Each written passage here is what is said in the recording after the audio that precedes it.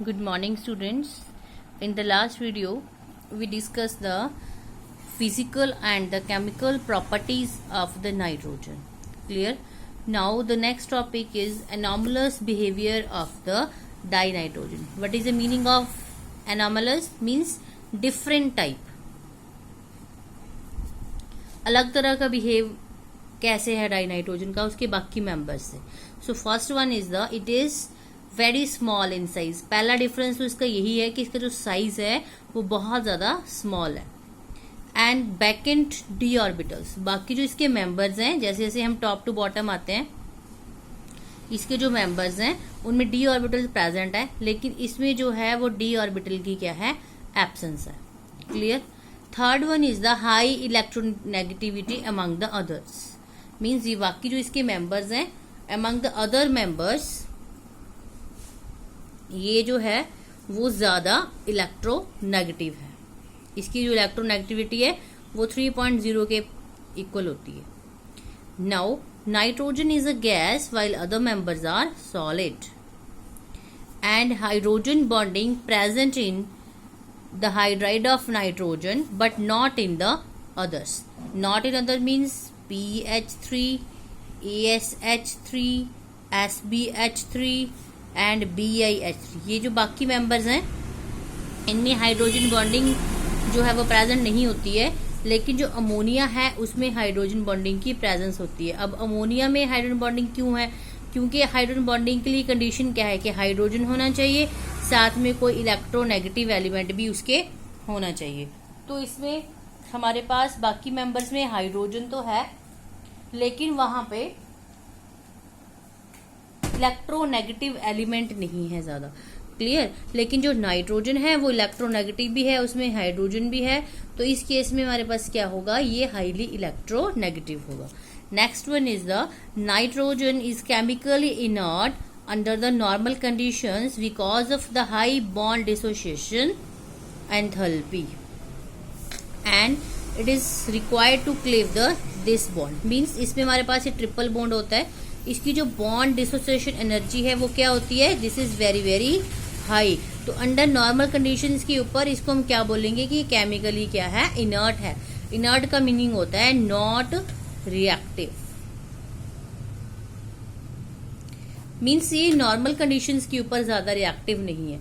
Reactions तो ये करता है, कंपाउंड की फॉर्मेशंस भी करता है, लेकिन हमें उसके लिए कंडीशंस जो हैं वो नॉर्मल से अबव लेके जानी पड़ती हैं ताकि इसका बॉन्ड क्लीव हो जाए. नॉर्मल कंडीशंस के ऊपर ये इजीली बॉन्ड को क्लीव नहीं करता because of the high bond dissociation enthalpy.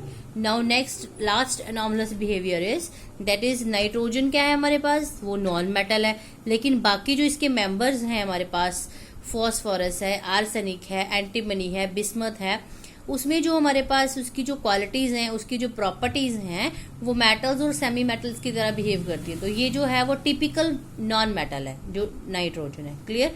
सो ये हमारे पास कुछ एक इसकी डिफरेंस के पॉइंट थे जो इसको बाकी मेंबर्स से क्या करते हैं, डिफरेंशिएट करते हैं.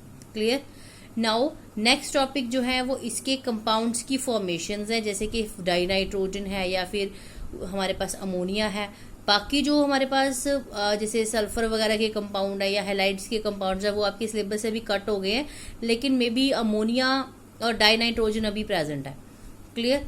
तो अभी हम इसका फर्स्ट टॉपिक करेंगे दैट इज द डाइनाइट्रोजन. इसकी फर्स्ट आपको इसके पार्ट्स सिंपल ही आएंगे.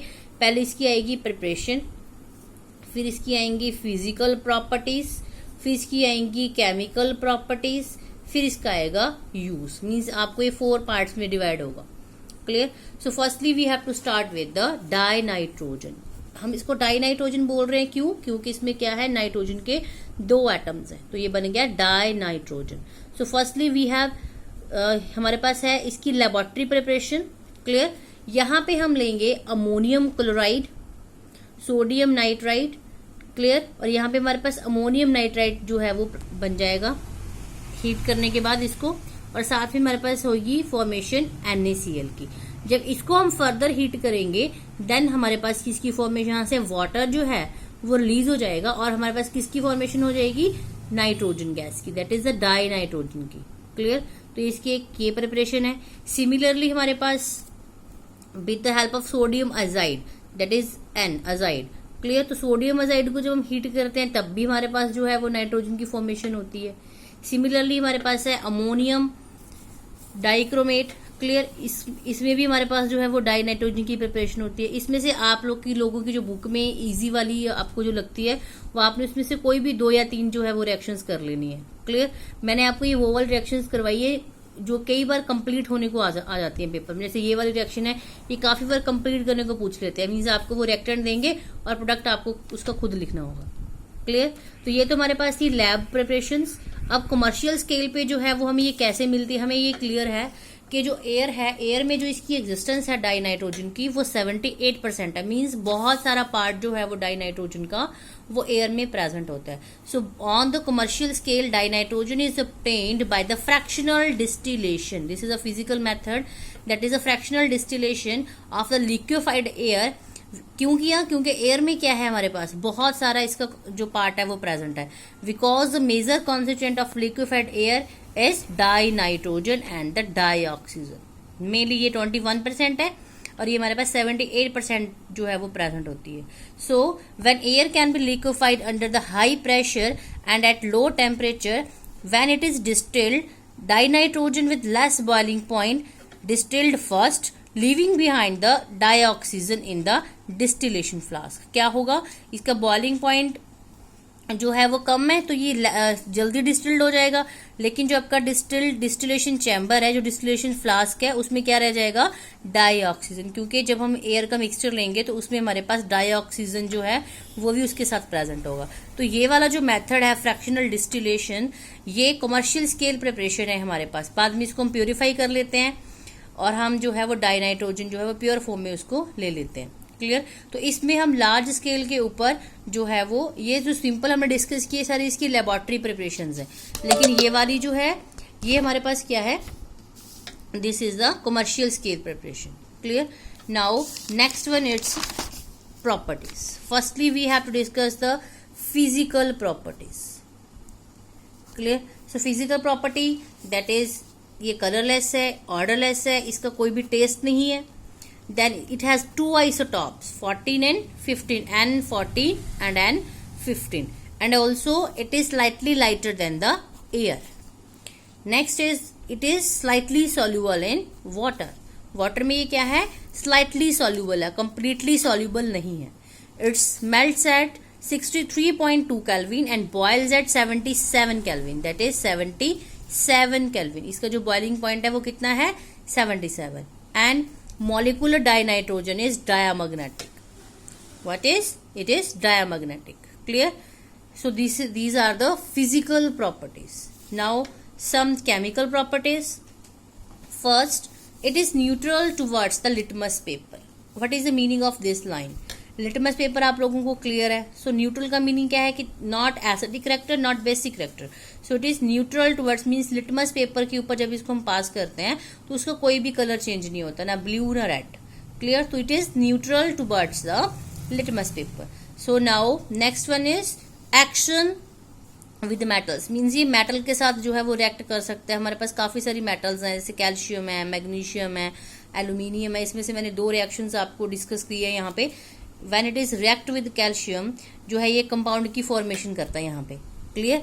ऐसे ही हमारे पास यहाँ पे एल्यूमिनियम के साथ भी, ऐसे ही मैग्नीशियम के साथ भी जो है ये फॉर्म कर सकता है। Similarly with non metal. अब नॉन मेटल यहाँ पे क्या है? डाई हाइड्रोजन लिए हमने, है तो ये भी नॉन मेटल ही है। क्लियर। तो जब ये इसके साथ रिएक्ट करता है तो क्या बनाता है? एक major compound, that is the ammonia, जो वैसे भी हम जो है इसकी फॉर्मेशन के लिए इसका यूज करते हैं डाई नाइट्रोजन का। क्लियर।